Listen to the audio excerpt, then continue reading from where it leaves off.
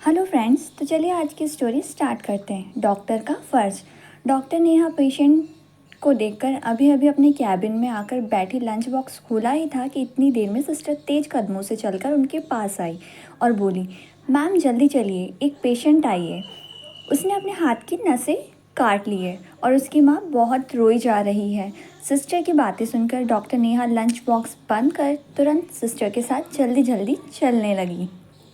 Bed पर जाके देखा तो लड़की के हाथों से बहुत सा खून बह गया था और उसके पास बैठी उसकी माँ रोई जा रही थी। डॉक्टर नेहा ने बच्ची का नाम पूछा तो उसकी माँ ने बताया उसका नाम लक्ष्मी है, उसे पूजा भी कहते हैं, लेकिन उनके घर में तो मात्र दरिद्रता है। यह सुनकर डॉक्टर नेहा कुछ सोच में डूब गई और तुरंत नर्स को बच्ची की माँ को बाहर ले जाने के लिए कहा और बच्ची के इलाज में जुट गई। बच्ची की हालत काफ़ी सीरियस थी, काफ़ी खून भी बह गया था, लेकिन फिर भी डॉक्टर नेहा की सूझबूझ और सही इलाज के कारण बच्ची अब खतरे से बाहर थी, जिसे देखकर डॉक्टर साहिबा ने भी चैन की सांस ली। बाहर आकर बोली कि अब चिंता की कोई बात नहीं है, पूजा अब खतरे से बाहर है। यह सुनकर पूजा की माँ रीवा की आंखों से आंसू बहने लगे और ईश्वर का धन्यवाद देने लगी। तब डॉक्टर साहिबा रीबा से बोली, आप मुझे ये बताइए कि इसने ऐसा कदम क्यों उठाया? क्या यह गलत संगत में पड़ गई है? यह सुनकर रीवा बोली, नहीं नहीं, मेरी बच्ची तो बहुत होशियार है, 10वीं कक्षा का एग्ज़ाम दे रही है और हमेशा क्लास में फर्स्ट ही आती है।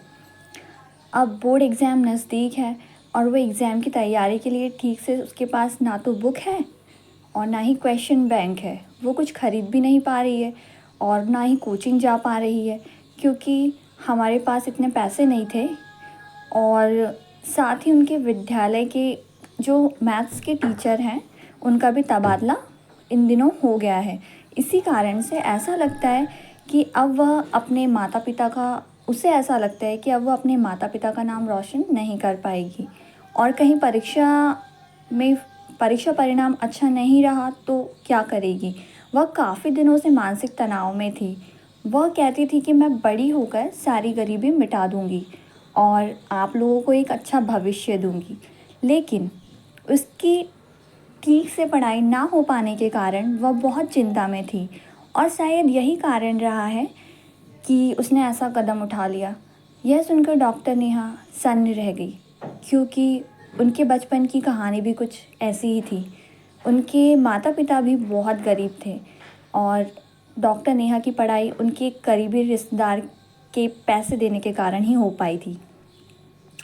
डॉक्टर नेहा मन ही मन कुछ सोचने लगी और फिर रीवा को बोली कि अब आप अपनी बेटी की पढ़ाई की बिल्कुल भी चिंता मत कीजिए।